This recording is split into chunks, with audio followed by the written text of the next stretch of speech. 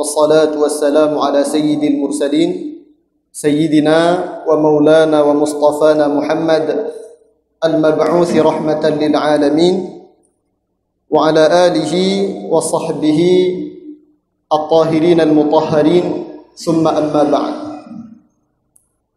قال الله تعالى في القرآن الكريم فاسألوا أهل الذكر إن كنتم لا تعلمون. وقال صلى الله عليه وسلم في حديثه الشريف فيما رواه الترمذي وابن ماجه بسند ضعيف الحكمة ضلة المؤمن أينما وجدها فهو أحق بها. وقال التابعي الجليل محمد بن سيرين في مقولته الشهيرة إن هذا العلم دين فانظروا عمن تأخذون دينكم. صدق الله العظيم. رب اشرح لي صدري ويسر لي أمري واحلل عقدة من لساني يفقه قولي. اللهم لا سهل إلا ما جعلته سهلا وأنت تجعل الحزن إذا شئت سهلا. وفقنا يا رب العالمين برحمتك يا أكرم الأكرمين. Teman-teman, sahabat Yasa atau sahabat Angkasa Group yang dirahmati oleh Allah sekalian, alhamdulillah pada malam yang berbahagia ini, di malam Jumat ini, kami diberikan amanah atau diberikan kesempatan untuk hadir di tengah-tengah antum sekalian untuk kita bersilaturahmi, untuk berdiskusi, untuk sharing, berbagi informasi dalam kajian yang bertemakan fenomena akses informasi keagamaan melalui media sosial.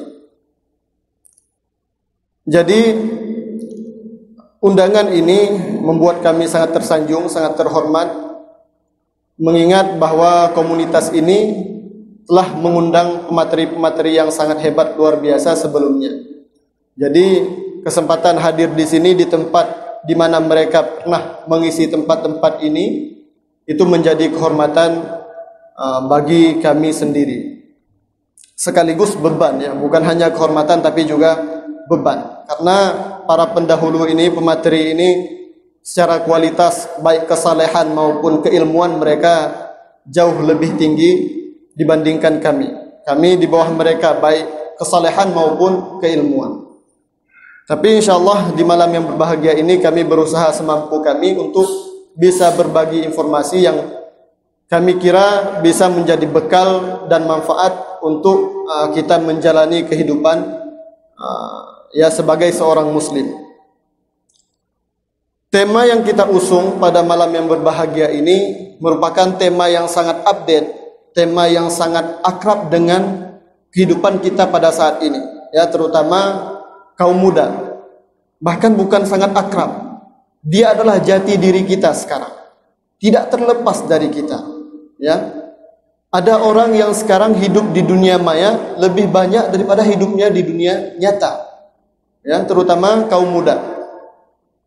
Maka tema yang kita usung ini mudah-mudahan bisa bermanfaat untuk kita, bisa menambah wawasan kita sekaligus menjadi bekal bagi kita. Namun sebelum kita masuk terlebih mendalam atau kita masuk langsung ke pembahasan tentang tema ini, kami rasa perlu kita mulai dengan beberapa muqaddimah. Kita mulai dengan beberapa pendahuluan, terutama berhubungan dengan makna ataupun definisi dari tema yang kita usung ini, yaitu fenomena akses wawasan keagamaan melalui media sosial.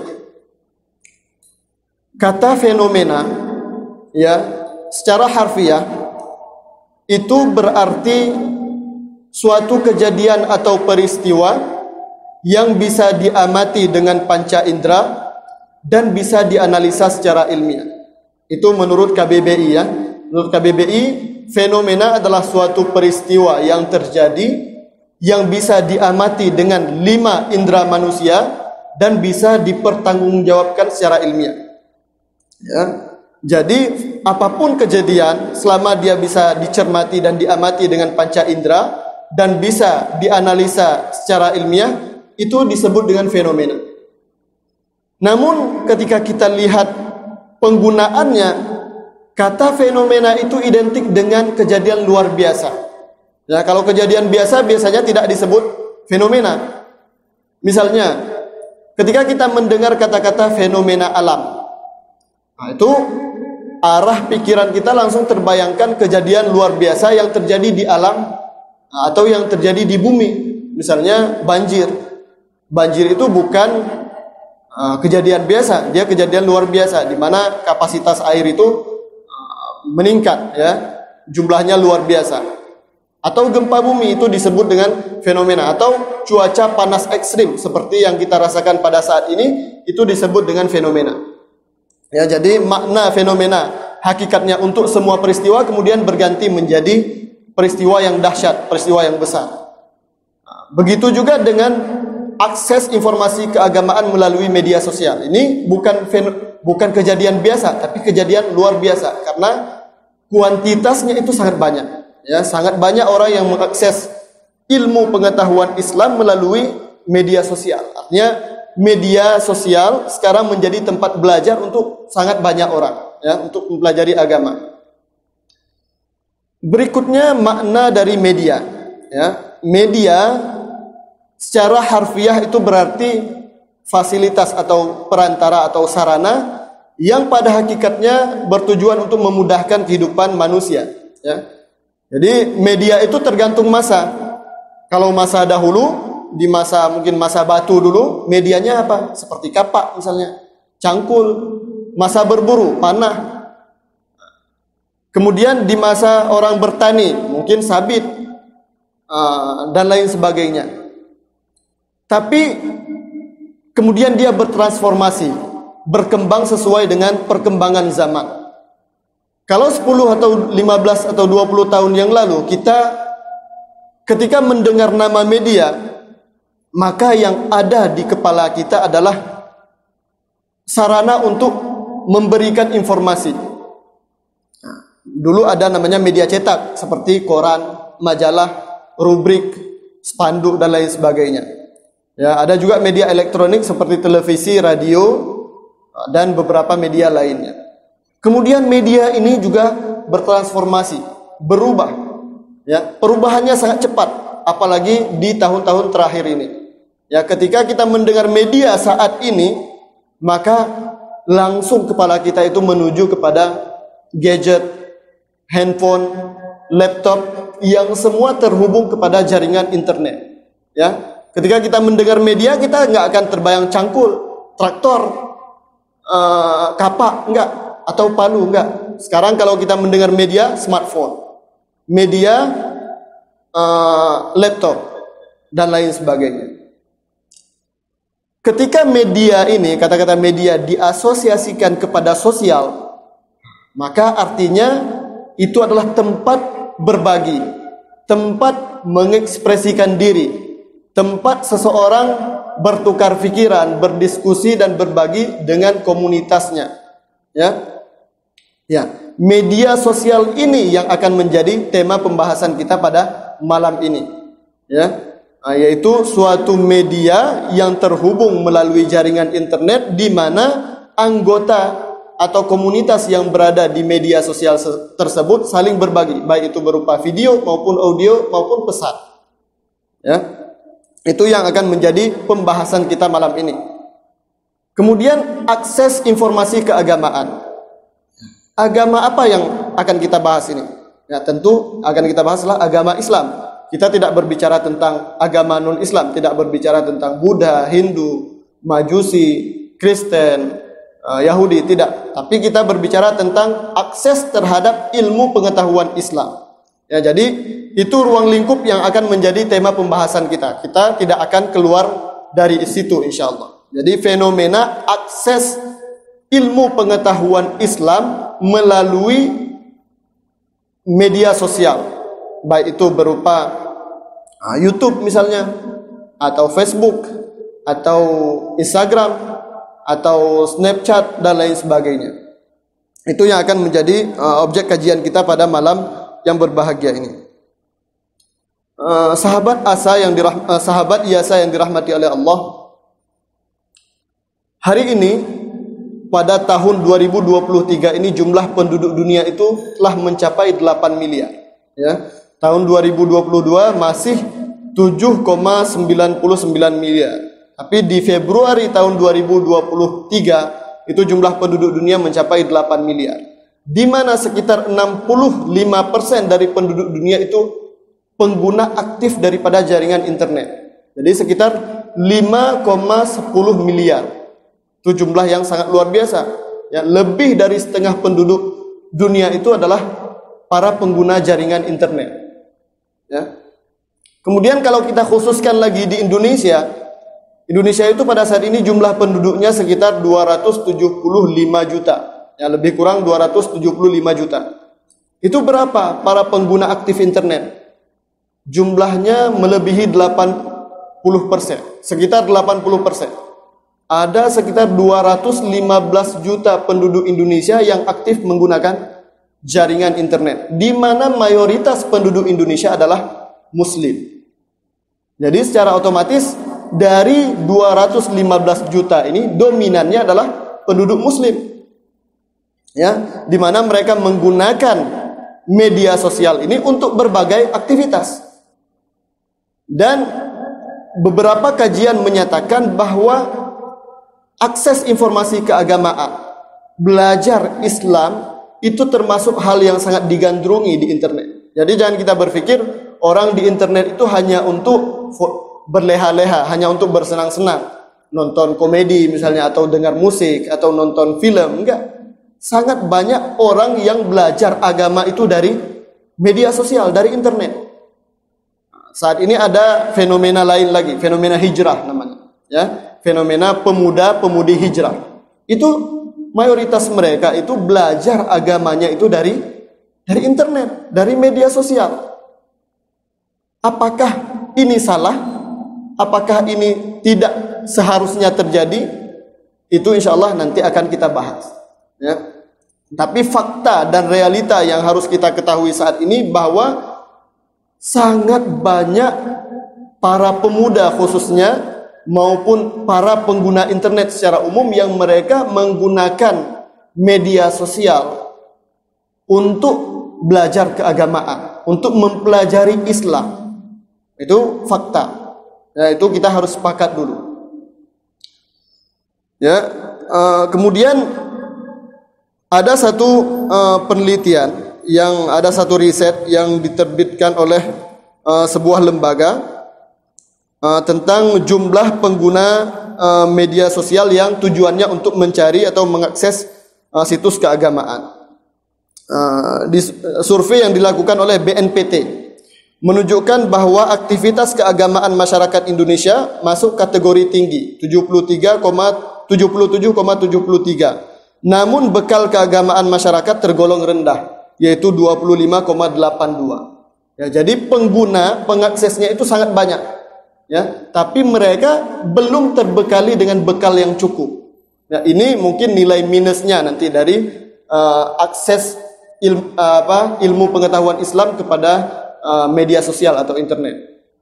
Nah, tapi hukum apakah boleh atau tidak itu akan kita bahas nanti insyaallah. Kemudian kita ingin pertama membahas tentang manhaj Islam. Ya, bagaimana tuntunan terhadap seorang muslim ketika dia ingin mencari ilmu pengetahuan, ingin mempelajari agamanya. Allah Subhanahu wa taala menggariskan manhaj yang seharusnya dilalui oleh seorang muslim ketika dia ingin mempelajari agama. Ya, dalam ayat Al-Qur'an Allah tegaskan fas'alu ahlal dzikri in kuntum la ta'lamun. Fas'alu ahlal dzikri in kuntum la ta'lamun.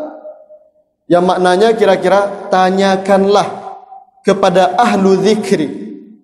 Ahlu dzikri ini bisa diartikan dengan para pakar. Ya, kalau dalam agama disebut dengan ulama.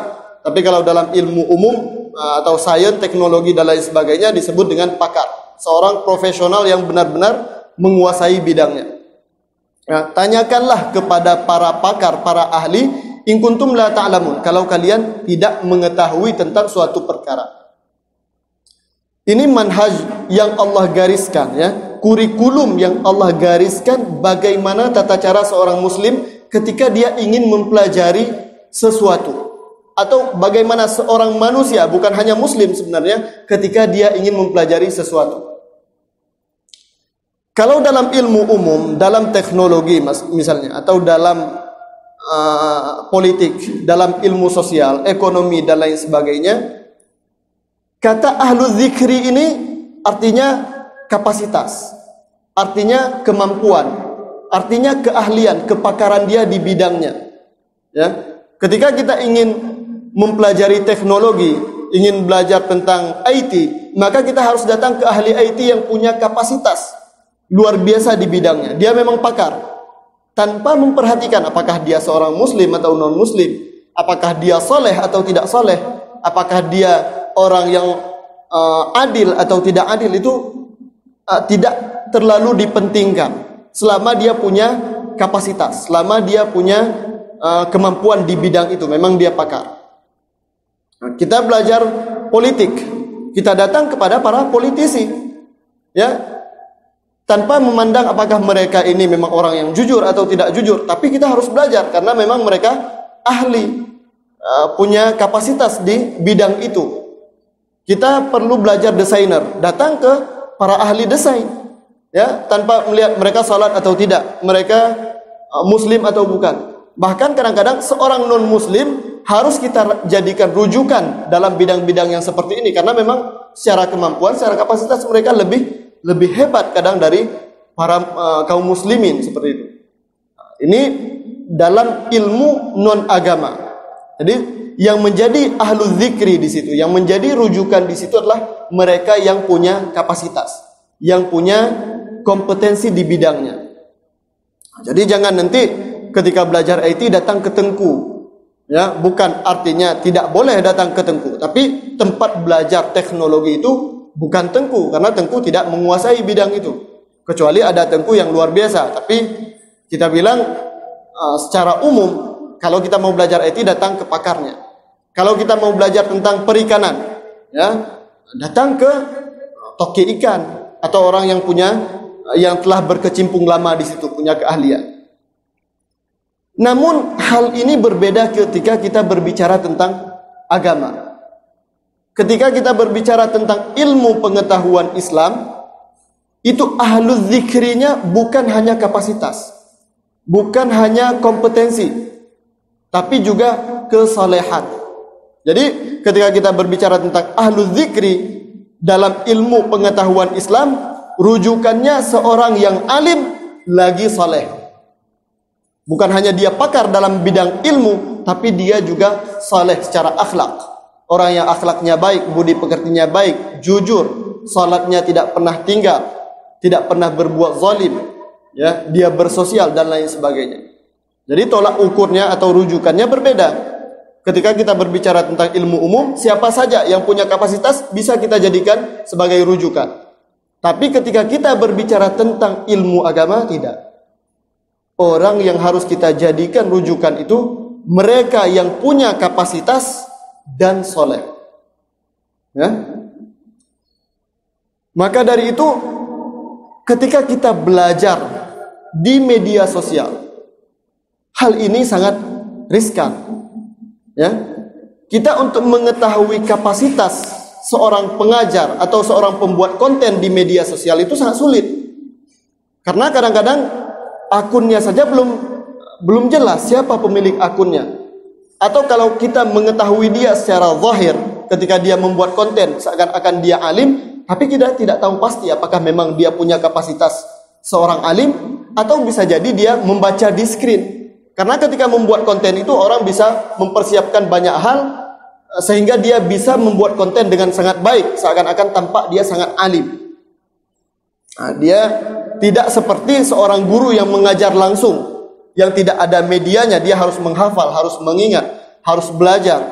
Tapi pembuat konten tidak. Mereka bisa mempersiapkan segala hal, bisa membuat screen, bisa dibaca sebelumnya, dihafal dan lain sebagainya. Ya, yang penting orasinya bagus. Ya, pembuat konten biasa seperti itu. Yang penting orasinya bagus. Ini hal yang pertama, manhaj seorang Islam ketika mau mempelajari ilmu agama. Ya, berikutnya Allah Subhanahu wa taala juga berfirman, "Idza ja'akum fasiqun binaba'in fatabayyanu." Idza ja'akum fasiqun binaba'in fatabayyanu. Apabila datang kepada kalian kabar dari seorang fasik, maka kalian bertabayyunlah. Kalian cross check lagi, kalian pelajari lagi, teliti lagi. Apakah kabar yang disampaikan, ilmu yang dia sampaikan ini benar atau tidak? Nah, ini juga manhaj.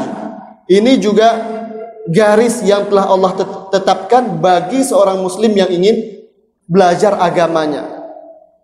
Ya, memang kata-kata dalam Al-Qur'an ini untuk si fasik. Tapi makna fasik di sini bisa kita luaskan. Maknanya seseorang yang belum kita tahu pasti kesalehannya, belum tahu secara pasti apakah dia orang yang baik, dia orang yang jujur, dia orang yang adil, atau apakah dia secara kompetensi, secara ilmu, apakah dia kapasitasnya luar biasa, memang berhak kita jadikan sebagai rujukan atau tidak. Nah, ini juga termasuk masalah yang sangat kronis ketika kita mempelajari ilmu agama dari media sosial. Ya, karena kita tidak tahu orangnya, apakah dia memang alim, saleh atau tidak. Nah, ini yang kedua. Jadi kita harus cross check, harus meneliti lagi, harus mempelajari lagi. Jangan mudah menerima kabar tanpa kita telaah.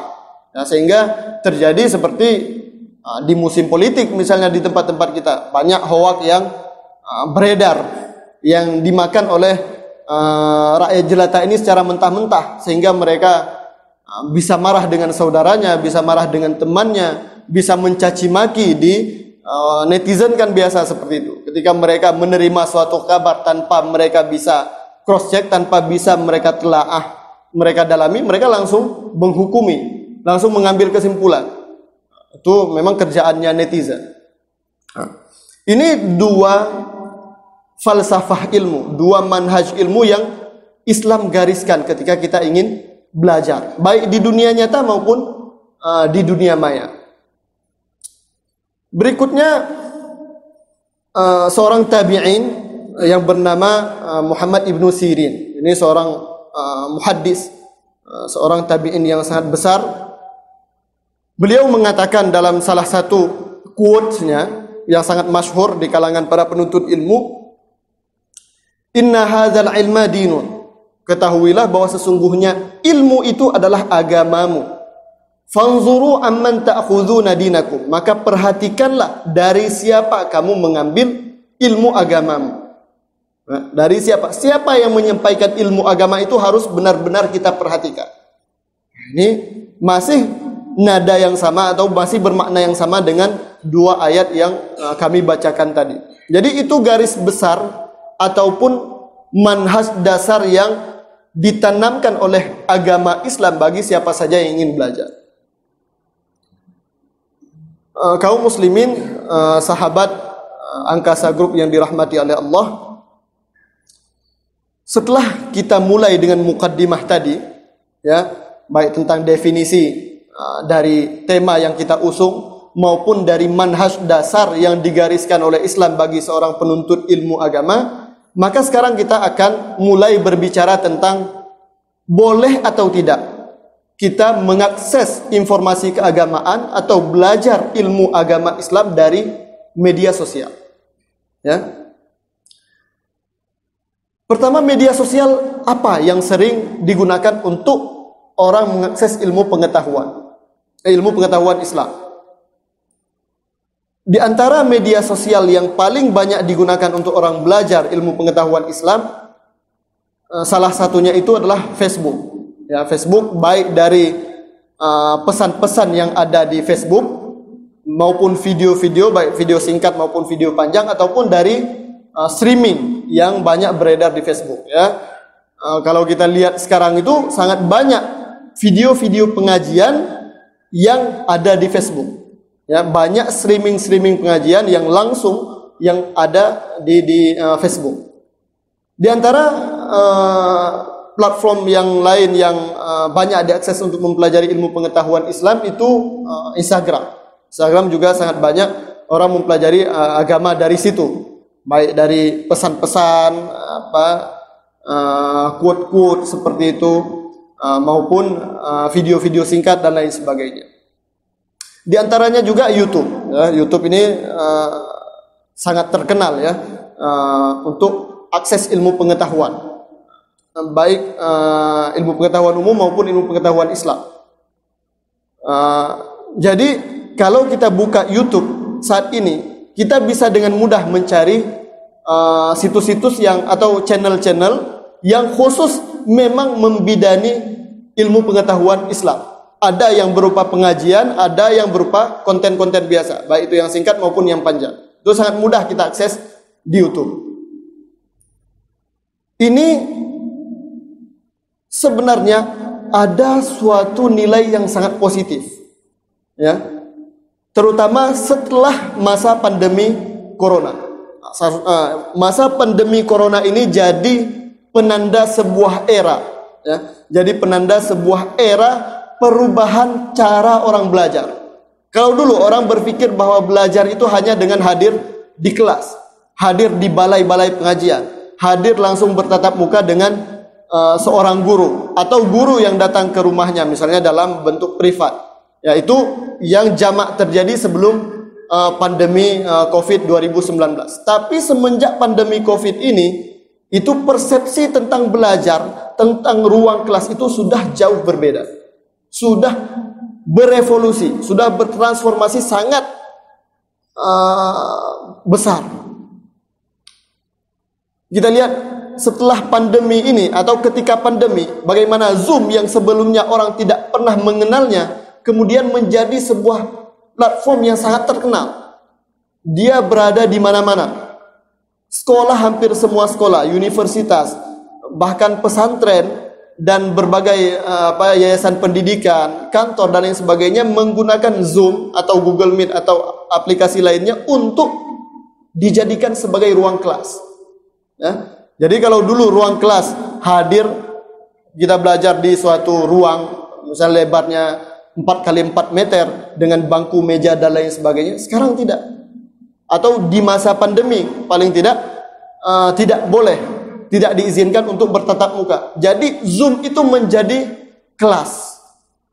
Seorang guru hadir dari rumahnya, murid juga belajar dari rumahnya. Ya. Kemudian setelah pandemi pun ini masih bertahan. Ya, kami ketika saat itu ketika pandemi berada di Mesir, ya ketika dilarang hadir ke majelis-majelis bersama para guru, bersama para masyayikh, akhirnya dibukalah konten-konten atau dibukalah platform yang memang digunakan oleh para guru untuk mengajar. Ya, baik dari Mesir sendiri maupun dari luar Mesir. Ya, kalau dulu kami pernah bercita-cita misalnya pengen belajar dari seorang guru yang berada di Suriah atau guru yang berada di Irak, yang pada saat itu mungkin sangat mustahil karena kita sedang berada di Mesir, butuh dana besar untuk pergi. Tapi dengan adanya pandemi ini, itu terbuka hal-hal yang seperti ini. Ya, kita bisa hadir langsung di majelis para guru yang berada di Irak, di Suriah, atau di Arab Saudi sekalipun, atau di Maroko dan lain sebagainya melalui live streaming. Dan itu diakui oleh para ulama bisa dianggap sebagai salah satu cara untuk menuntut ilmu. Ya. Jadi pandemi Covid ini merubah konsep kelas. Kalau dulu kelas harus tatap muka, sekarang tidak. Maka setelah itu tumbuh berjamuran, ya, bagaikan jamur di musim hujan, les privat online, tahsin Quran online, belajar bahasa Arab online, belajar bahasa Inggris online, kursus IT, kursus desain, belajar menjahit online, memasak online dan lain sebagainya.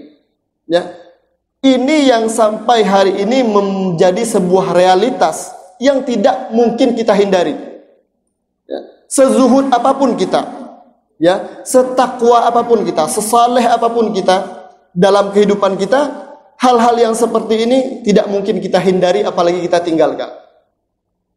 Maka dari itu, mengakses informasi keagamaan, ya, di era sekarang ini, khususnya pasca pandemi, itu menjadi keniscayaan yang tidak mungkin ditolak, yang tidak mungkin dilarang.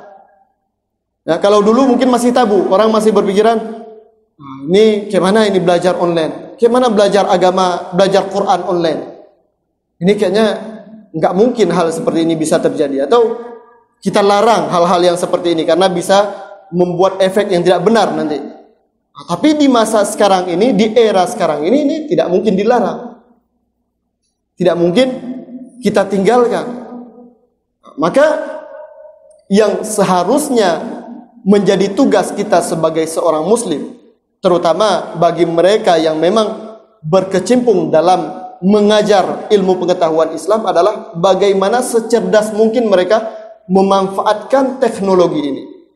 Bukan mereka tinggalkan, tapi bagaimana sebisa mungkin mereka maksimalkan teknologi yang luar biasa berkembang pada saat ini, khususnya media sosial, untuk menyampaikan ilmu pengetahuan Islam yang benar, ilmu pengetahuan Islam yang sesuai dengan yang diajarkan oleh Rasulullah Muhammad SAW dan para ulama. Jadi kalau ditanya apa hukum mengakses informasi pengetahuan Islam atau mengakses ilmu pengetahuan Islam melalui media sosial, jawabannya boleh. Jawabannya boleh, tidak ada larangan. Artinya belajar di dunia maya sama dengan belajar di dunia nyata, meskipun ada plus minusnya.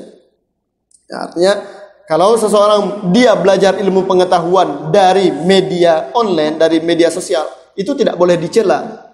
Tidak boleh kita mengatakan, oh saya tidak akan percaya apa yang kamu katakan karena kamu belajarnya online. Tidak. Tapi manhaj yang telah digariskan oleh Islam tetap harus menjadi pedoman.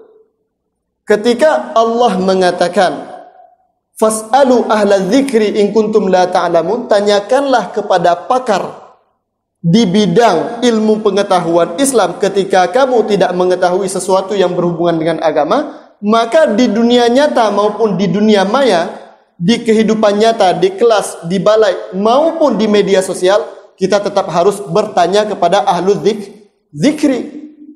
Ketika kita belajar agama, kita harus mencari para ulama. Ketika kita belajar agama, kita harus mencari para tengku. Ketika kita belajar ilmu pengetahuan Islam di media sosial, kita harus mencari akun-akun para ustadz yang terpercaya, yang punya kapasitas ilmu pengetahuan dan kesalehan yang luar biasa. Itu tetap menjadi garis. Boleh kita belajar ilmu pengetahuan dari media sosial dengan syarat kita belajarnya kepada seorang alim. Kita mau belajar fikih dari media sosial, boleh nggak? Boleh. Ikut pengajian fikih yang diasuh langsung, yang dibimbing langsung oleh seorang guru yang punya kapasitas, yang ilmunya luar biasa, salehnya juga luar biasa. Bagaimana cara mendapatkan informasi ini? Ya kita cari. Kita cari. Sekarang dengan berkembangnya ilmu teknologi ini, orang-orang yang berada jauh sekalipun, guru-guru yang ada di luar negeri sekalipun, kita bisa mencari latar belakangnya. Tapi dengan syarat kemauan untuk mencari. Nah, kemudian firman Allah lain lagi, "Idza ja'akum fasiqun binaba'in fatabayyanu." Apabila datang kepada kalian sebuah kabar yang kalian belum tahu pasti siapa yang menyampaikannya, fatabayyanu, maka bertabayunlah, kalian cross check, kalian teliti, kalian telaah, kalian pelajari. Itu tetap harus menjadi pedoman. Jadi ketika kita mau belajar di media sosial, mau belajar ilmu pengetahuan agama dari seorang ustadz di media sosial, maka jangan langsung kita telan mentah-mentah apa dia sampaikan. Kita harus cross check lagi, kita harus bandingkan, kita harus tanya kepada guru-guru yang lain juga, ya. Apalagi kalau memang guru yang mengajar itu belum tahu latar belakangnya, belum tahu personalnya, apakah memang dia berkapasitas, apakah dia saleh, apakah dia berhak kita jadikan sebagai rujukan atau tidak. Maka manhaj Islam ini bukan artinya melarang seorang muslim untuk belajar dari media sosial, enggak. Dia ahlan wa sahlan, marhaban bikum kalau mau belajar dari media sosial, tapi dengan syarat manhaj, kurikulum, garis yang telah Allah gariskan ini harus dijaga. Ya, tidak ada larangan untuk belajar ilmu hadis misalnya dari internet, dari Facebook, dari YouTube, tidak ada larangan. Bahkan para ulama para ulama hadis mengatakan bahwa kalau kita mengikuti kajian atau majelis secara streaming, secara langsung, artinya ketika pada jam yang sama majelis itu terjadi, kita menyaksikannya dari jauh, itu ilmu yang beliau sampaikan itu murni. Artinya sama seperti kita berhadapan langsung dengan guru tersebut. Seperti kita duduk dalam kelas yang sama atau balai yang sama dengan guru tersebut. Tidak ada kekurangan sedikit nilainya. Makanya dalam hadis, kalau antum pernah belajar hadis, ada namanya tahammul ar-riwayah. Bagaimana cara kita menerima hadis, menerima periwayatan hadis. Cara kita belajar atau mencari hadis. Itu ada salah satu sifat tahammul itu sama. Sama itu kita mendengar langsung yang disampaikan oleh guru. Ya, kalau dulu seorang guru duduk di satu majelis, dia duduk di depan majelis, kemudian orang mendengarnya. Jadi guru langsung menyampaikan. Jadi di saat ini kalau kita dari Facebook misalnya hadir di majelis itu secara streaming, kita berhak mengatakan saya mendengar hadis dari Syekh Fulan, saya mendengar hadis dari Ustadz Fulan. Nah, misalnya kalau di Indonesia misalnya Buya Yahya, kan Buya Yahya rutin mengadakan pengajian di YouTube, di channel Al-Bahjah. Jadi kalau kita dengar misalnya Buya Yahya mengajarkan kitab Riyadhus Shalihin misalnya punya Imam Nawawi. Jadi ketika beliau menjelaskan, kita mendengar. Itu kita ketika menjelaskan kepada orang lain bisa kita katakan langsung, saya mendengar Buya Yahya menjelaskan. Walaupun kita mendengarnya secara online. Ini khusus untuk streaming yang memang di jam yang sama Buya Yahya mengajar kita mendengar. Itu seakan-akan kita berada di satu forum atau di satu tempat yang sama. Tidak ada kekurangan sedikit. Berikutnya yang modelnya non streaming, ya, dalam bentuk rekaman, Misalnya pengajian terjadi tadi pagi, tapi karena kita ada kegiatan tadi pagi, kita tidak sempat mengikutinya. Kemudian biasanya pengajian tersebut nanti akan di-upload ke internet, misalnya di media sosial, di Facebook atau di YouTube misalnya. Kalau kita mengikuti pengajian tersebut setelah pengajian itu berlangsung, artinya kita tidak berada di waktu yang sama dengan majelis itu, dengan pengajian itu boleh kita belajar, tapi tidak sah kita mengatakan bahwa kita mendengar langsung dari guru tersebut. Itu menurut para ulama. Jadi kalau langsung seakan-akan tidak ada bedanya antara dunia maya dengan dunia nyata. Tapi ketika siaran tunda atau kita dengar dari rekaman, itu berbeda. Berarti saya mendengar rekaman Buya Yahya misalnya, kalau Buya Yahya, atau saya melihat video Buya Yahya, beliau mengatakan seperti ini. Tidak boleh kita katakan saya mendengar langsung dari Buya Yahya. Ya, kalau kita mendengarnya dari rekaman atau video yang diupload setelah pengajian itu terjadi. Kita belajar boleh enggak? Boleh. Belajar boleh. Hukumnya mubah, mutah, tidak bermasalah sama sekali. Tapi yang kita harus ada amanahnya. Ketika kita menyampaikan ke orang, jangan kita bilang saya mendengar langsung dari Buya Yahya, enggak. Saya mendengar rekamannya Buya Yahya. Ya. Jadi Islam itu sangat mengajarkan kita bagaimana kita amanah ketika kita menyampaikan suatu kabar. Kita mendengar langsung, kita sampaikan langsung. Kita mendengar dari rekaman, harus kita katakan dari rekaman. Kita melihat dari tulisan, harus kita katakan kita melihat dari tulisan. Kita melihat dari postingan Al-Bahjah, enggak boleh kita langsung mengatakan Buya Yahya yang mengajarkan. Karena belum tentu yang postingan Al-Bahjah itu perkataan Buya Yahya. Karena di Al-Bahjah bukan hanya Buya Yahya. Ini harus benar-benar kita hayati. Jadi jangan sampai kita ketika melihat di suatu postingan, sekarang sering beredar, misalnya seperti ini. Seorang laki-laki kalau dia mencintai seorang perempuan dan terus ia pendam karena Allah Subhanahu wa taala sampai ia mati, maka balasannya surga. Di bawahnya kata Umar bin Khattab. Kan sering beredar seperti itu. Dunia dan seisinya itu tidak ada apa-apanya dibandingkan seorang perempuan yang salehah, kata Abu Bakar As-Siddiq. Kemudian dan lain sebagainya kata Ali bin Abi Thalib, kata Imam Syafi'i. Ini ketika kita melihat informasi yang seperti ini, ketika kita menemukan informasi yang seperti ini, tidak boleh langsung kita share. Tidak boleh langsung kita bagikan. Memang niat kita baik, nge-share kata-kata yang baik. Tapi dalam Islam kita disuruh untuk tabayun dulu. Apakah memang benar Abu Bakar pernah berkata perkataan seperti ini? Apakah benar Ali bin Abi Thalib pernah mengatakan perkataan seperti ini? Sekalipun perkataannya baik, perkataannya mengajak orang untuk bertakwa, untuk soleh, untuk zuhud dan lain sebagainya. Tapi secara amanah ilmiah kita harus cross check dulu, apa benar apa enggak nih orang ini pernah mengatakan atau tidak. Apalagi kalau berhubungan dengan hadis Rasulullah. Ya, kalau kita menemukan hadis Rasulullah di media-media, di YouTube, di Facebook, di Instagram, di WhatsApp yang beredar, itu jangan langsung kita repost.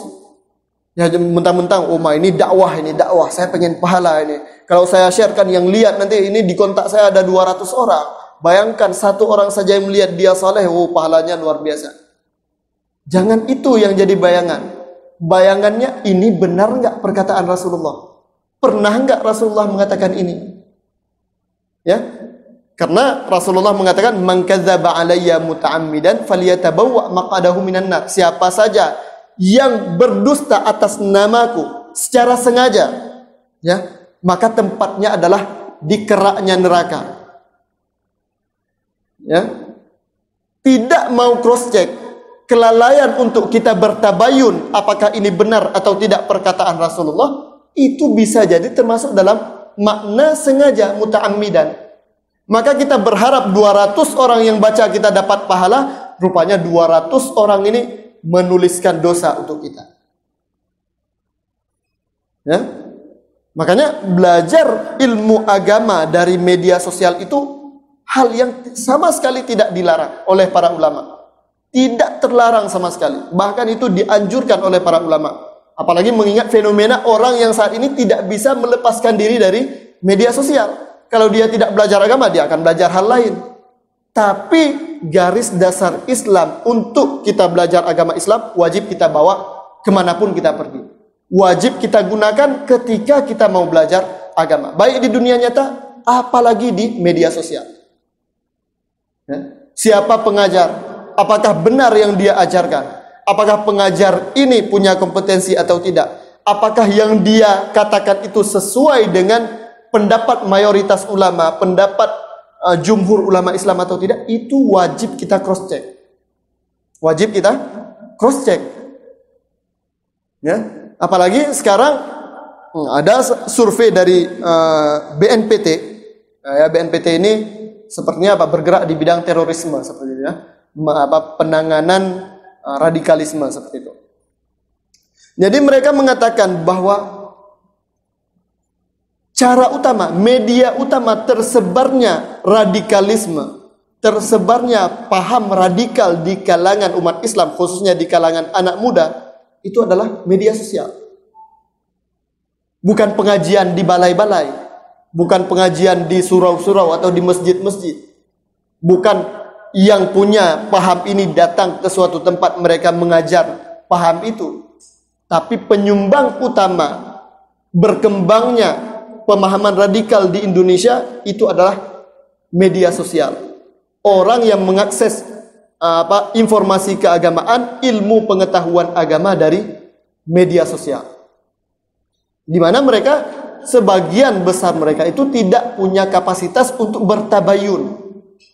Bahkan ada yang kosong sama sekali dari ilmu pengetahuan agama. Tidak ada background sama sekali dari ilmu pengetahuan agama Islam, tapi mereka mulai belajar ketika mereka mendapatkan informasi dari media sosial ini. Kita lihat, kita tidak menyalahkan misalnya fenomena pemuda hijrah. Itu suatu hal yang sangat kita syukuri. Tapi seharusnya orang-orang yang berhijrah ini, itu mereka setelah itu belajar lagi. Belajar mencari guru yang memang punya kapasitas untuk dijadikan sebagai seorang rujukan, dijadikan sebagai tempat kita bertanya urusan agama kita. Ya. Jadi belajar dari media sosial itu tidak sama sekali dipermasalahkan oleh ulama Islam. Cuman kepada siapa kita belajar, bagaimana cara kita belajar, apakah kita sudah menelaah kembali, sudah meng-cross check kembali informasi yang kita dapatkan, ini yang harus lebih diperhatikan. Kaum muslimin, sahabat Angkasa Group yang dirahmati oleh Allah. Jadi jangan ada anggapan pada kita semuanya bahwa Islam itu tidak suka dengan perkembangan teknologi, tidak beradaptasi dengan perkembangan dunia. Tidak.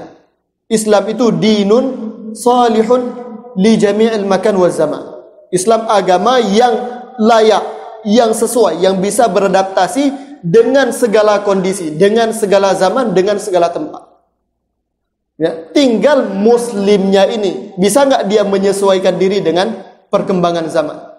Jadi ketika ada semacam pemahaman bahwa Islam itu bertolak belakang, bahwa Islam seakan-akan memusuhi perkembangan sains, memusuhi perkembangan teknologi, itu tidak benar sama sekali. Bisa jadi ada oknum dari muslim yang kadang mereka punya pengikut yang banyak, mereka orang-orang yang masyhur, orang-orang yang terkenal, mereka yang punya atau yang seakan-akan melawan perkembangan sains dan ilmu pengetahuan dan teknologi ini. Tapi agama tidak sama sekali berseberangan dengan perkembangan ilmu pengetahuan, perkembangan sains maupun teknologi. Tidak. Agama itu beradaptasi. Jadi kalau dulu kita harus belajar datang ke balai-balai, datang ke tempat-tempat para guru, karena memang pada saat itu cara atau wasilah yang ada yang terbuka dengan cara seperti itu. Dulu kalau kita mau belajar dengan guru yang berada di Pulau Jawa misalnya, gimana caranya? Ya harus datang, harus berangkat ke Pulau Jawa. Tapi saat ini kita mau belajar dengan guru yang ada di Pulau Jawa atau bahkan di luar negeri sekalipun, cukup dengan kita berada di rumah kita. Cukup dengan kita ikuti fanpage mereka. Cukup dengan kita ikuti kajian-kajian rutin mereka. Ini nilai plus yang dimiliki oleh media sosial, yang dimiliki oleh internet, yang kalau kita manfaatkan, itu akan hasilnya luar biasa. Hasilnya akan luar biasa. Bayangkan, dulu berapa puluh, 50 tahun yang lalu, orang mau belajar itu harus jual tanah. Mau belajar ke luar negeri, mau menjumpai seorang guru yang punya kapasitas luar biasa, harus jual tanah, harus jual rumah, harus menggadaikan hartanya untuk berangkat. Ya. Kemudian beberapa tahun kemudian ada beasiswa, tapi untuk lulus beasiswa pun sulit, persaingannya berat. Tapi hari ini enggak menjual apapun, enggak harus ikut beasiswa, cukup dengan ada kota kita bisa belajar dari guru yang punya kapasitas luar biasa dari berbagai tempat. Kalau kita memang sadar untuk memanfaatkannya untuk kebajikan. Tapi apakah yang idealis ini, yang seharusnya terjadi ini, memang di lapangan itu terjadi? Sayangnya tidak. Sayangnya tidak. Jadi kalau kita benar-benar mencermati, kita mempelajari apa yang terjadi dari para pelajar agama Islam dari media sosial, kita melihat mereka tidak punya cukup bekal untuk menyadari hal-hal ini. Ya, untuk mengetahui kepada siapa kita harus belajar, bagaimana cara kita belajar, itu bekalnya sangat kurang. Ya. Apalagi kadang-kadang orang terkesima dengan orasi. Ketika ada seorang ustadz yang penyampaiannya luar biasa, yang dia bisa mengungkapkan dengan bahasa yang sangat dekat dengan seseorang, ini para pengikutnya langsung berpikiran bahwa ustadz ini memang sangat alim. Ya, orasi sekarang menjadi tolak ukur kealiman seseorang. Padahal itu salah besar, salah besar. Jadi ilmu Islam memang tidak ada sebagian ilmu yang mudah yang bisa disampaikan dengan cara berorasi, tapi ada sebagian ilmu yang memang harus disampaikan dengan bahasa yang rumit. Tidak bisa dengan bahasa yang pasaran. Enggak, ada bahasa ilmiahnya. Kita mau belajar usul fiqh misalnya, enggak bisa dengan berpidato, dengan berceramah, enggak. Harus buka kitab, harus mempelajari bahasa Arab, harus kita pelajari dasar-dasar kaidah usul fiqh. Kita mempelajari akidah, tidak bisa dengan berceramah, enggak. Harus dengan cara yang rumit. Dan cara yang rumit ini tidak disukai oleh netizen, tidak disukai oleh warganet. Makanya kalau kita lihat ustadz di YouTube, dai di YouTube, yang paling banyak yang ikuti itu yang bahasanya paling mudah, yang bahasanya paling gaul misalnya, paling dekat dengan mayoritas warganet, bukan yang secara kapasitas ilmu mereka paling kuat, secara kesalehan mereka paling saleh, enggak. Makanya ini kebiasaan dalam tolak ukur ini yang menjadi musibah dari fenomena akses informasi keagamaan atau fenomena orang belajar ilmu pengetahuan dari media sosial. Karena yang menjadi tolak ukur kadang tidak lagi kapasitas ilmu dan kesalehan, tapi kadang yang menjadi tolak ukur orasinya yang hebat atau memang penampakannya saleh luar biasa. Dia ngomongnya secara tenang seperti itu, menghanyutkan. Orang sangat suka dengan seperti ini. Padahal kalau kita belajar agama Islam, justru para ulama mewanti-wanti dari orang-orang yang punya karakter seperti ini. Ya, kalau antum belajar ilmu agama, ilmu hadis itu, Imam Malik pernah mengatakan seperti ini. Saya menjumpai orang-orang yang shaimul nahar. Mereka berpuasa terus-terusan di siang hari. Qaimul layal. Mereka terus mendirikan salat malam di malam hari. Puluhan orang saya menjumpai orang yang seperti ini di Madinah. Tapi saya tidak mau belajar dari mereka. Tidak saya ambil hadis dari mereka. Karena bagi Imam Malik, kesalehan itu tidak menjadi patokan utama untuk kita belajar. Kapasitas dibarengi dengan kesalahan. Inilah yang menjadi tolak ukur untuk kita belajar. Maka kita ketika belajar mau belajar di media sosial misalnya, atau bahkan di dunia nyata, jangan hanya gara-gara seseorang yang penampakannya soleh, kita langsung terpikat oleh dia. Ya, kita langsung, oh ini memang guru seorang Rabbani ini. Dia harus kita jadikan orang yang membawa kita ke surga, yang bawa kita kepada Allah Subhanahu wa taala. Tidak. Kita cross check dulu. Dia saleh tapi punya kapasitas ilmu enggak? Karena dalam Islam yang menjadi tolak ukur kapasitas dan kesalehan. Kapasitas saja tidak punya kesalehan, itu tidak boleh dijadikan sebagai mursyid, tidak boleh dijadikan sebagai rujukan. Saleh saja tidak punya kapasitas juga tidak boleh dijadikan sebagai rujukan. Maka mudah-mudahan dengan kita mempelajari manhaj ilmu Islam secara benar, fenomena akses informasi yang begitu mudah, mempelajari ilmu pengetahuan Islam yang begitu mudah di media sosial ini, manfaatnya jadi besar untuk kita, bukan mudaratnya. Kita bisa istifadah yang sangat banyak, kita bisa mengambil manfaat yang sangat banyak dengan kemudahan akses ini. Jangan justru menjadi bencana untuk kita maupun para pengguna media sosial secara umum. Ya, mudah-mudahan apa yang kami sampaikan ini ya, lebih dan kurang kami mohon maaf sebanyak-banyaknya kepada para hadirin sekalian. Sekarang mungkin kita buka sesi tanya jawab. Ya. Itu pun kalau mampu kami jawab, kami jawab. Kalau tidak ya silahkan nanti ditanyakan kepada para alim ulama atau para tengku dan ustadz yang lain. Kita persilahkan kepada para hadirin sekalian, kalau ada yang ingin ditanyakan, silahkan. Silahkan, Ustaz.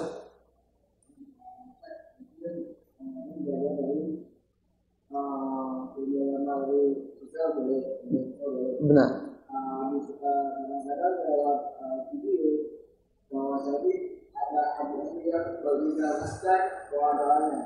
Iya, benar.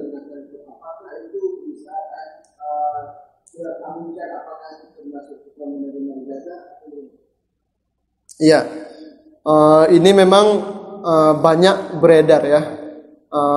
Misalnya seorang habaib memberikan ijazah doa kemudahan rezeki misalnya, atau kebahagiaan hidup dalam rumah tangga, atau kemudahan dalam segala urusan. Misalnya ya, kita terima di halaman yang dibagikan oleh wallahu alam siapa. Mungkin kita menerimanya dari teman kita di halaman WhatsApp mereka, atau di snap WhatsApp mereka, atau di halaman Facebook mereka, atau di Instagram dan lain sebagainya. Apakah boleh kita terima ijazah itu? Boleh kita mengamalkan doa dengan sah kita menerima ijazah itu dua hal yang berbeda. Ya. Ketika kita melihat suatu kebajikan, ya, misalnya doa yang diberikan oleh para habaib melalui teman kita itu, kita mendapatkan dari halaman teman kita. Itu boleh nggak kita amalkan? Boleh. Kita ambil doa itu selama doa itu benar dan sesuai dengan ajaran Islam, sesuai dengan ajaran yang diajarkan oleh para ulama, boleh kita amalkan. Ya. Tapi apakah sah kita menerima ijazah itu?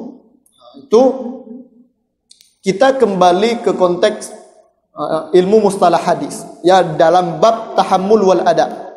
Tahammul wal ada. Bagaimana cara kita menerima hadis dan bagaimana cara kita meriwayatkannya.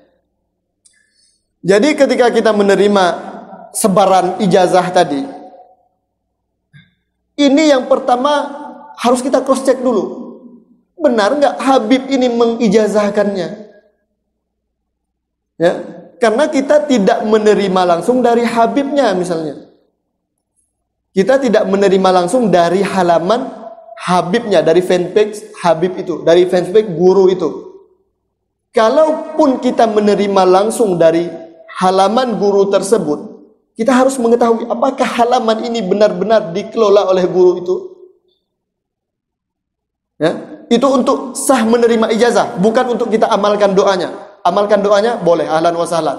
Tapi untuk kita nanti ketika kita misalnya mengajar, kita bilang, saya akan mengijazahkan kepada murid-murid sekalian, kepada adik-adik sekalian ini, ijazah yang saya terima dari Habib Fulan misalnya. Itu tidak sembarangan, tidak mudah. Ya, apalagi sekarang, antum mungkin pernah dengar ada namanya artificial intelligence. Itu kecerdasan buatan, ya, kecerdasan buatan itu di mana bukan hanya tulisan. Kalau tulisan gampang, orang siapapun bisa nulis. Doa ini dijelaskan oleh Habib, siapapun bisa nulis. Sekarang suara bisa ditiru, gerak mulut bisa diubah.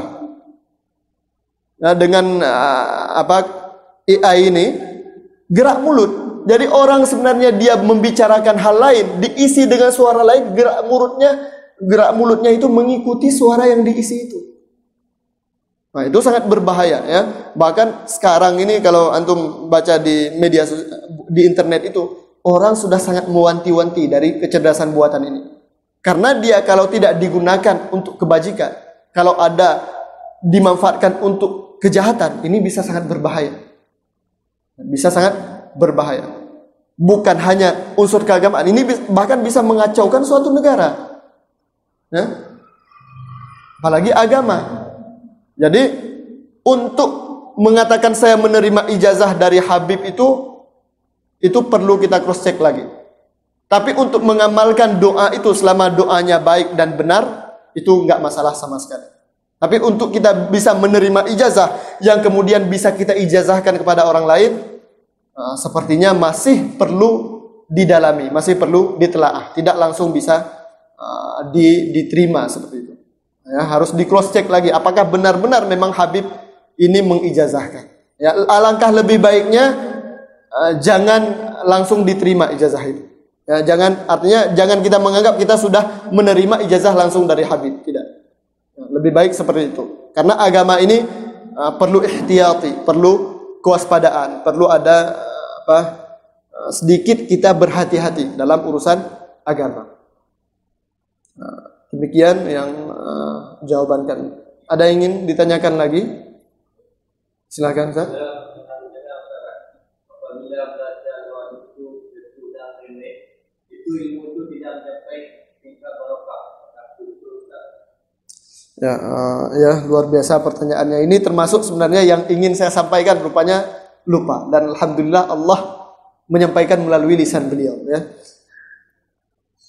Keberkahan ini merupakan minus, nilai minus yang terjadi apabila kita belajar dari media sosial. Ya, karena hadir di suatu majelis yang sama dengan guru. Artinya dalam suatu ruangan, dalam satu balai, dalam satu surau, dalam satu masjid dengan seorang guru, itu berkahnya luar biasa. Ya, berkahnya luar biasa. Karena ketika kita hadir berhadapan langsung dengan seorang guru, apalagi gurunya ini memang seorang yang saleh luar biasa, kapasitas ilmunya luar biasa, kita tidak hanya belajar dari ilmu yang disampaikan oleh lisan beliau, tapi kita belajar bahkan lebih dari keadaan beliau, dari tawadhu'nya, dari sopan santunnya, dari kerendahan hatinya, dari bagaimana cara beliau menghormati orang lain, bagaimana cara beliau sangat menjaga sikapnya, sangat menjaga lisannya. Itu bahkan kadang-kadang lebih banyak kita serap dibandingkan ilmunya. Ya, makanya dalam dunia tasawuf, mursyid itu kadang-kadang tidak pernah ngomong sama sekali dengan orang yang dia tuntun. Kadang-kadang si mursyid ini mengajarkan muridnya bukan dengan kata-kata, tapi dengan tingkah lakunya. Kadang dengan diamnya itu diajarkan. Ya, dalam dunia tasawuf. Makanya ini hal yang sangat kurang, yang bahkan mungkin tidak dapat sama sekali ketika kita hadir ke suatu majelis melalui media sosial atau melalui internet. Ya, tidak langsung ada di satu majelis dengan guru. Kita hanya mendengar ilmu pengetahuan dari dia, tapi kita tidak mendapatkan barakah, kurang mendapatkan barakah, atau kurang bisa kita mencontoh perilaku atau sikap yang dimiliki oleh seorang ustadz tersebut. Karena memang kita hanya melihat beliau dari jauh, dari layar. Karena kalau antum nanti ya mendapatkan seorang guru yang memang saleh, kapasitas luar biasa, itu ya kadang kita dengan melihatnya saja itu bisa mengubah kehidupan kita. Ya, guru kami pernah mengatakan seperti ini. Ketika Allah membuka futuhatnya untuk kita, ketika Allah membuka pintu inayahnya, pintu ma'unahnya, pintu hidayahnya untuk kita, itu kadang-kadang dalam satu detik kita bisa merubah dari jahat, dari jin menjadi malaikat, dari syaitan menjadi malaikat. Dan itu sangat banyak didapatkan oleh para pelajar ketika mereka langsung hadir dengan seorang guru. Ya. Misalnya kita di sini duduk dengan seorang ulama, duduk dengan seorang tengku, dengan seorang ustadz yang memang pribadinya luar biasa. Ya, pribadinya luar biasa. Dalam majelisnya itu tidak pernah ada ghibah, tidak pernah ada hal yang sia-sia. Kadang dengan hadir saja, tanpa kita pahami apa yang dia sampaikan, kita pulang dari situ berubah, bertransformasi menjadi orang yang saleh, menjadi orang yang rendah hati, menjadi orang yang qanaah, zuhud, dan lain sebagainya. Ini yang mungkin tidak bisa kita dapatkan ketika kita hadir dalam majelis melalui internet, ya, melalui media sosial. Nah, itu menjadi minus dari belajar ilmu pengetahuan Islam dari media sosial. Demikian mungkin yang bisa kami jawab. Ada pertanyaan lain? Nah, silahkan para umi-umi ini yang ingin bertanya atau yang ingin menyampaikan pesan dan lain sebagainya, silahkan.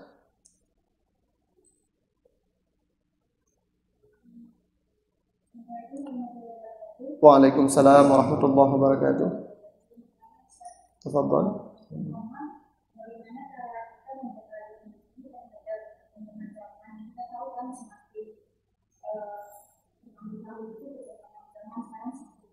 Benar. Kemudian kedua, bagaimana menanamkan kepada diri kita atau pada kita masih dua. Benar. Bahwa pemanfaatan sosial media itu sebenarnya juga kita gunakan dengan baik, itu akan sangat berbeda. Tapi malah terkadang jadinya melewatkan anak-anak dari kita. Kemudian yang terakhir,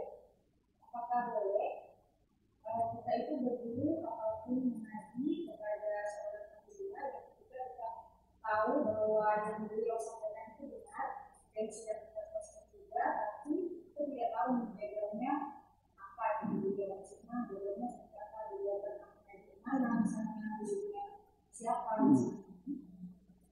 Ya, baik, terima kasih. Ya, ada 3 pertanyaan. Pertama, bagaimana membekali diri sehingga kita tidak terlarut oleh perkembangan teknologi. Jadi kita bisa beradaptasi, ya, bisa mengikuti, tapi tidak tenggelam oleh perkembangan teknologi. Kemudian bagaimana cara kita menjaga diri kita, lingkungan kita, adik-adik kita, anak-anak kita dari pengaruh media sosial ini yang kebanyakan bisa melalaikan mereka, baik dari pendidikan, ibadah, dan lain sebagainya. Yang terakhir, apabila kita mendengar seorang guru yang secara ilmu yang dia sampaikan kita tahu benar, tapi kita kurang tahu apakah beliau memang belajarnya misalnya silsilah belajarnya jelas atau tidak, atau emang pribadinya saleh atau tidak, atau kapasitas ilmunya bagaimana, ini kita belum tahu dengan jelas. Itu bukan pertanyaannya 3. Baik. Yang pertama, bagaimana cara kita membentengi diri sehingga kita bisa beradaptasi dengan perkembangan zaman, artinya tidak ketinggalan zaman, tidak expired, tapi kita tidak tenggelam juga oleh perkembangan zaman ini. Ini yang pertama memang secara pendidikan. Ya, secara pendidikan. Kita harus meningkatkan kapasitas diri kita dalam segala hal, ya, tidak hanya tentang urusan agama, ya. Hari ini kalau seorang belajar agama saja, dia 24 jam cuma baca kitab, tapi tidak mengikuti perkembangan zaman, dia ini suatu saat akan mendapati masalah yang dia tidak bisa keluar dari kondisi tersebut, dari masalah tersebut. Karena kita saat ini tidak bisa melepaskan diri dari perkembangan teknologi ini. Tidak bisa kita hidup sebagaimana hidupnya para sahabat dulu. Ya, artinya kita tidak mau berhubungan sekali dengan teknologi, tidak pengen punya smartphone, tidak mau berhubungan dengan laptop, tidak mau berhubungan dengan jaringan internet. Ini tidak mungkin saat ini. Artinya perkembangan dunia ini adalah keniscayaan bagi kita yang harus kita terima. Namun kita harus beradaptasi. Ya, jangan sampai kita tenggelam. Ya, jadi kita harus tahu, harus punya bekal. Misalnya, kalau dari segi agama kita harus punya ilmu pengetahuan paling tidak mendasar tentang agama kita. Ya, kita harus tahu halal dan haram, yang boleh atau yang tidak boleh, paling tidak secara mendasar dulu dalam agama. Ya. Supaya ketika kita mendapatkan informasi keagamaan dari berbagai macam sumber yang kita tidak tahu keabsahannya, yang kita tidak tahu siapa yang menyampaikannya, kita bisa memfilter. Kita bisa memilih dan memilah yang mana yang benar, yang mana yang tidak. Ya, kita harus punya kapasitas. Kemudian teknologi ini harus diikuti. Perkembangan dunia ini harus diikuti. Ini sekarang, saat ini misalnya bagaimana cara kita mengakses internet, bagaimana cara kita, misalnya kita mau ikut tes CPNS, mau ikut tes P3K, mau ikut tes menjadi petugas haji, atau mau masuk kampus, itu kita harus bisa beradaptasi dengan teknologi. Kalau enggak kita akan ketinggalan puluhan tahun dari zaman yang ada saat ini. Kalau enggak kita akan bermasalah. Ya, kalau enggak kita akan bergantung dengan orang lain selalu. Misalnya saat ini untuk menjadi seorang guru, ya, itu kalau tidak menguasai teknologi, itu bisa jadi gaji kita dipotong. Ya, karena tiap bulan itu ada pemeriksaan, ada berkas yang harus kita lampirkan, yang mana itu diminta melalui internet, melalui laptop. Jadi kalau kita tidak pelajari laptop ini, tidak belajar teknologi ini, kalau saat ini saja akan menghambat kita, apalagi di masa depan. Yang mana perkembangan zaman itu sangat pesat saat ini.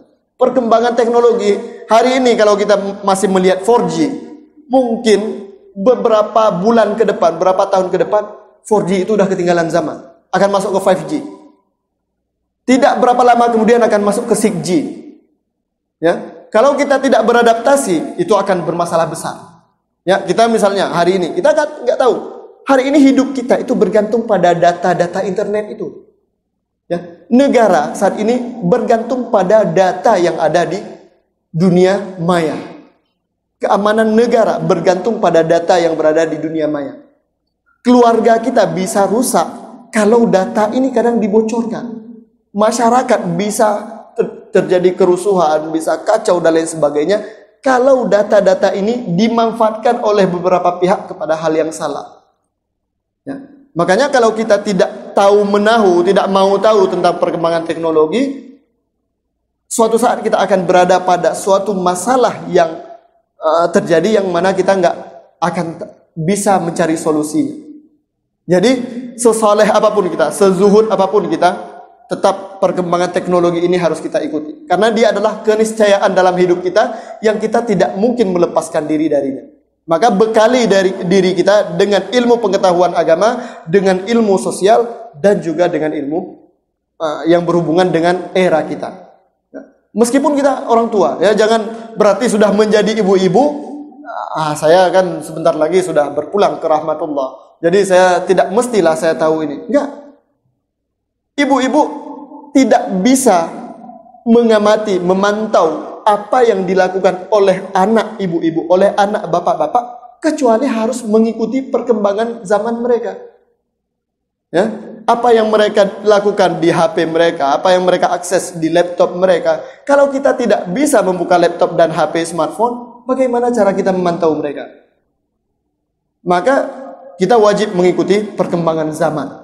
Tapi juga harus kita bekali diri kita dengan benteng-benteng, dengan fondasi-fondasi sehingga kita tidak tenggelam oleh zaman. Khususnya dalam bidang agama. Sehingga kita tidak dipermainkan oleh berbagai sumber yang beredar yang kita tidak tahu siapa yang menyampaikan. Itu untuk diri kita. Kemudian untuk melindungi orang sekitar kita, untuk melindungi anak-anak kita, adik-adik kita dari kelalaian yang mungkin terjadi pada mereka ketika mereka selalu berhubungan dengan media sosial ini, dengan smartphone. Gimana caranya? Ya dengan membekali mereka dengan pendidikan. Tidak ada cara lain. Membekali mereka dengan pendidikan agama khususnya dan pendidikan umum lainnya. Kita harus memberitahu mereka apa plus minus yang mungkin ada, yang mungkin mereka alami, yang mungkin mereka jalani ketika mereka selalu berhubungan dengan internet ini. Kita harus bekali mereka dengan itu. Ya, saat ini nggak mungkin kita melarang. Ya, kalau dulu saya termasuk ini, saya bahkan pengen ini keponakan saya yang masih kecil atau anak saya yang masih kecil itu supaya mereka jangan melihat gawai ini, jangan melihat jaket ini, jangan melihat smartphone ini. Tapi nggak mungkin, mustahil. Karena kita sekarang kerja dari situ. Apakah kita harus mengungsi selalu dari anak-anak kita, dari adik-adik kita, selalu harus menyendiri, tidak bisa kita dekat mereka? Nggak mungkin. Maka mau tidak mau, kita harus mengetahui bahwa mereka pasti akan mendapatkan akses untuk hal ini, tapi kita harus membekali mereka. Makanya saat ini sangat disayangkan. Kebanyakan anak-anak sekarang masih usia SD atau SMP, mereka sudah putus pengajian. Sudah tidak lagi mengaji. Ya. Banyak sekarang bahkan di kampung-kampung, padahal di kampung itu masih sangat steril dibandingkan di kota. Ya.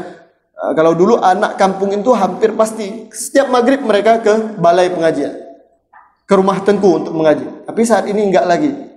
Banyak anak-anak yang di waktu maghrib mereka di warung kopi, apalagi usia sekolahan SMP, SMA itu, di warung kopi atau di nongkrong bersama teman-temannya entah di tempat mana, yang mereka ya otomatis dengan waktu yang mereka habiskan tentu tidak ada bekal untuk mereka memfilter diri dari perkembangan dari informasi yang mereka dapatkan.